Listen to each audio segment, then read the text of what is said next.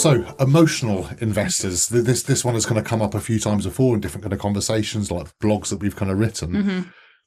And by emotional investor, what I'm kind of getting at is I guess the people, and you can understand it, that when we had COVID, when we had the Trump tariffs and all that kind of stuff, the market did plunge. Yes. And people get panicky because they think they're going to lose their entire life savings.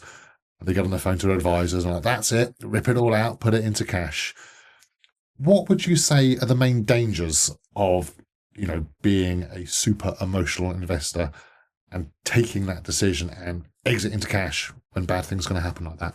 Yeah, so in both of those instances that you mentioned, COVID and Trump's tariffs earlier this year, the market did drop quite significantly, but then the bounce back was fairly quick in both instances. So if you're going to sell out when the market's low, first of all, you don't know if that's the lowest it's going to get. Yeah. It could get worse, but it also could bounce back quite quickly. And if you take your money out when you think it's got to the lowest point, and you're trying to time putting the money back in, no one can time the market. It's impossible. Yeah. So you're going to lose some of that bounce back then, and it's going to take you a lot longer. Whereas if you just kept the money invested, you would have naturally seen the money come back over time anyway. Okay. And we saw that bounce back in both cases in a matter of months. So it was. Yeah, I do get clients sometimes call up saying, oh, I'm really panicky. But most of my job is educating clients as well. So I think by now, most of them, they see something like this, but they go, it's fine. If Louise isn't calling me out telling me I need to do something, I'm just going to just sit by and watch it happen. And then clients that I've seen recently are like, my portfolio is doing an amazing job this year. And I'm like, I know,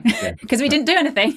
No, that's fair. That's fair. And like you say, like, no one knows where the bottom is, and then no one knows when it's going to get going again. Yeah. And I think there is a statistic that, if you regularly exited to cash, the .com, the this crash or that crash, and you didn't kind of get back in at the right point, the size of your portfolio would be a fraction, like literally of what it would be. So I guess the expression, time in, not timing the market. Absolutely. So I guess you've almost described that. Just give me a quick synopsis of what that expression kind of means and why you hold that close as a financial advisor. Yeah, so timing the market is really hard to do. Yeah. That's when you're trying to guess when the lows are low, when the highs are highs. Yeah. You're trying to buy and sell when you think it's the right time and make those gut decisions, not really knowing if that is the low or that is the high. And that's really hard to do. And as you said, it can be really detrimental to your portfolio over the longer term if you keep doing that on an ongoing basis. Yes. Whereas time in the market is just means holding your money in those investments for the long term,